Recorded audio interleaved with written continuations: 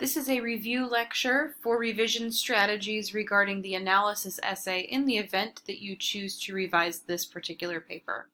So the first thing I would like to start out with is by just going to the sample essay that was provided to you for this assignment and going over a few things that are present in this essay that I would hope that students model in their own if they have not already, and that they try to model at least for a revision. So the first thing I want to just point out are like some basic, here's how I've produced a professional paper for you, kind of markers. The first is the formatting. So I just want to draw your attention to the fact that the MLA heading consists of your name, my name, Emily Shipley, our class, and then of course the date in a day, month, year format. Your title should be centered. There's no extra spacing between the title and the body of the paper. And of course up here you have your last name and a page number. If you're still unsure how to insert this, head on over to YouTube. There's lots of tutorials that can show you how to do this and for particular word processing programs. So this is step one. 1-inch margins. Everything is aligned to the left margin. You have a centered title right here, and each paragraph is indented by 1/2 inch. So if we go down, we're going to jump actually to the works cited page for this. I noticed several people had mostly correct works cited pages, but since we are working toward greater accuracy and better attention to detail for future papers, I want to draw your attention to some finer details for the works cited page. If you did not alphabetize your sources, they should be alphabetized by author last name, such as here. It usually goes author, work produced by the author, publisher or publication title that featured that particular work, the date of publication, the URL, which is like saying here's where you can go track this thing down specifically, and then your date of access right here. Those are kind of the basic parameters for a given source that isn't kind of an oddball source. If you have questions about how to cite particular sources, you can always email me or message me on Canvas, and I'm happy to give you some ideas for how these guidelines might be applied to other types of sources. I have a print source right here. So we have Van Praet, Douglas, Unconscious Branding, How Neuroscience Can Empower and Inspire Marketing. For a print source, you obviously don't have a URL because it's a book. So we instead have the city, the publisher, and of course the year of publication. I don't need to give you the date of access because it's not like this is time-stamped in any particular way as a print source. So this kind of stuff is what you should have. You should also have hanging indents. A hanging indent is this little feature for each entry and helps delineate and separate each one from the other because there's no extra spacing between them. And it should also adhere to like these standard margins. It shouldn't be centered. It should not just be a simple copy-paste job of a URL. That is very lazy way to cite. And each of these, Christina Munoz, Maxwell Strahan, Douglas Van Praet, and Cleve R. Wootson, should be referenced throughout the body of the paper in parenthetical citations, which we're going to examine as well. So back to the body of the paper. One thing that many students particularly struggled with this particular assignment was generating a thesis statement that was about the advertisement and its rhetorical strategies and not the backlash to it. Each of the commercials that you could have chosen from to write on were all controversial in their own way, or they at least garnered a lot of attention, and as a result, a lot of people wrote about them. Part of becoming well-versed in kind of critical thinking about the information that's out there, especially on the internet, is learning how to parse through different types of writing till you arrive at the thing that you're looking for, and that's going to help you with your research.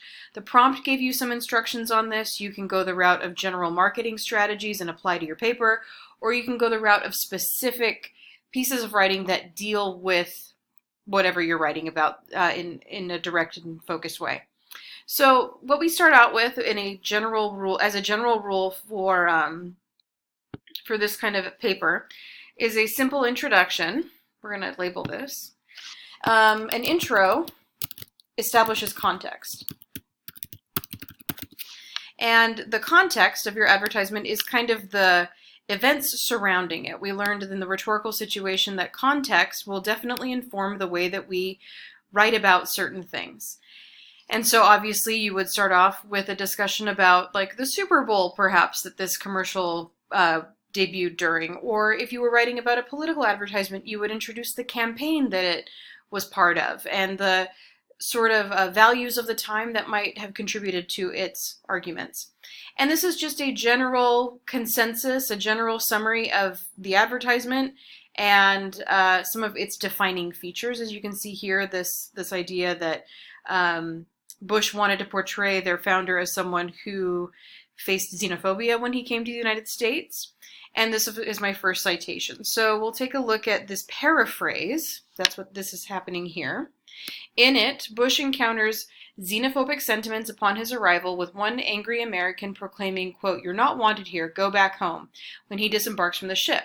An earlier version of the advertisement even featured Bush being spat upon, with more transparently heinous xenophobia informing his journey. So, this little factoid about the other version of the advertisement featuring this extra detail was something that Munoz reported on, and I would want to give her credit for that and not just kind of pull this fact out of thin air and not show where it comes from. So that's the first kind of interesting feature about this that leads me into my next discussion about the message of the advertisement, about perseverance, right? And we've further contextualized this because the introduction at this point is taking 2 paragraphs. And several people also modeled their intros on this. That's fine. For longer papers, it's okay to take a couple paragraphs to establish your argument, but it should not be longer than that. So we're still in our intro. Relevant cultural context, we'll say. So we have the general context of the Super Bowl, kind of being the introductory thought for our first paragraph, and then finally, for the second part of this, we can call this the relevant cultural context of this paper. The Huffington Post commented on it with this guy Strahan, and Strahan's take on the advertisement is something that I am working with and against. With my thesis. So we have our springboard. That's what this is right here. This quotation, an integrated quotation, a staff writer at the Huffington Post posited. So we have a source and we have a transitional verb, right? A signal verb that says, hey, I'm going to hand the voice off. Budweiser Super Bowl ad is a story of overcoming xenophobia to fulfill the American dream. Strahan. Notice where the punctuation is occurring. It's occurring outside of the citation because the sentence isn't over until you have cited your work. But you don't need another period in here. In fact, that is grammatically incorrect because we don't double punctuate sentences with full stops. Strahan and others who interpret Anheuser-Busch's messaging similarly are not incorrect. So here's my response, right? Here's the argument setup. Here's how I'm going to build my thesis. The advertisement does promote anti-xenophobic messaging, but it does more than that. Xenophobic moments only make up a few seconds of the advertisement. The rest is dedicated to exploring the virtues of perseverance and grit. So these are going to be my 2 big ideas that I explore throughout the paper. These distinctly American values are sold by Anheuser-Busch. So here's my claim, right? We talked about claims once upon a time.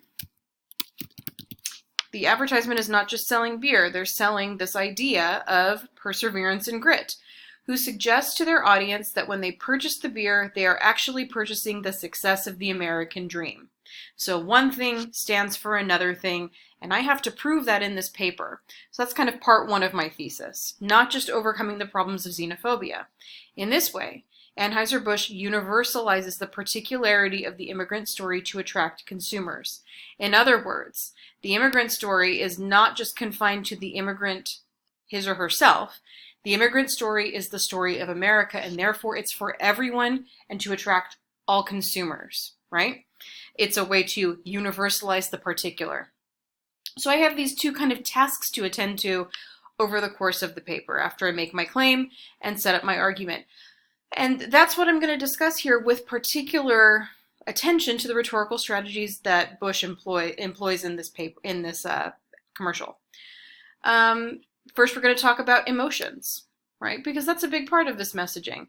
And patriotism, right? Admiration and patriotism. This is a topic sentence that I want to be able to support throughout.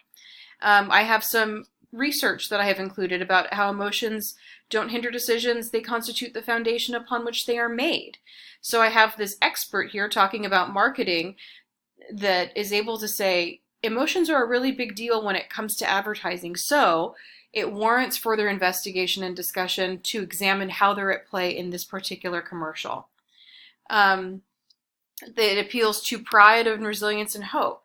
And one way that we do that is by kind of breaking this down into two categories, so physical and psychological, and both resonating with the audience. So if their emotions are going to be effectively tapped into, these two things have to be at play. And so my, of course, next paragraphs with this transitional thought, one thing leading to the next, is a discussion about the physical hardships that are portrayed in the advertisement and the psychological ones. So we'll make a little label here.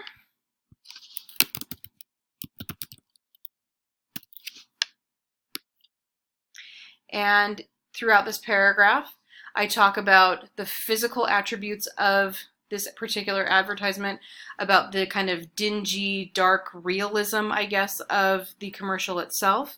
The actor who plays him having greasy hair, an overgrown beard, clothes worn and dirty.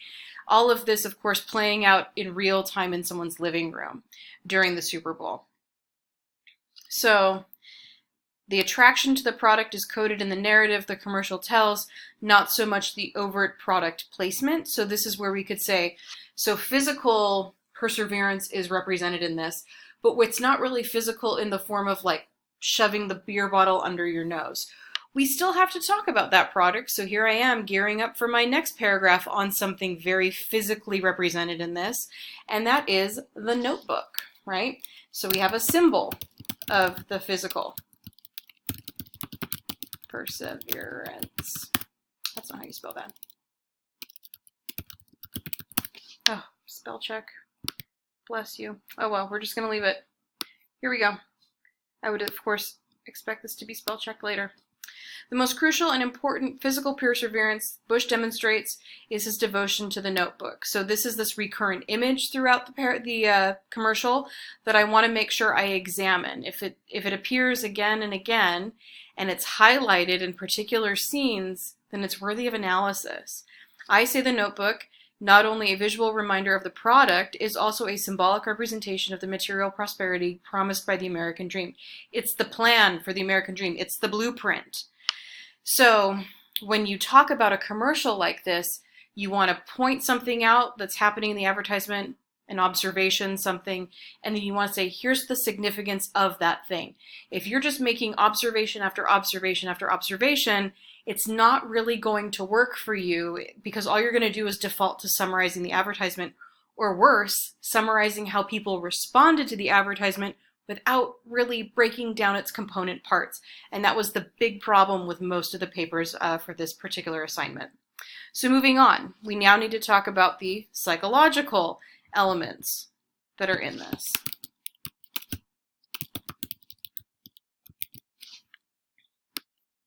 We talked about the physical.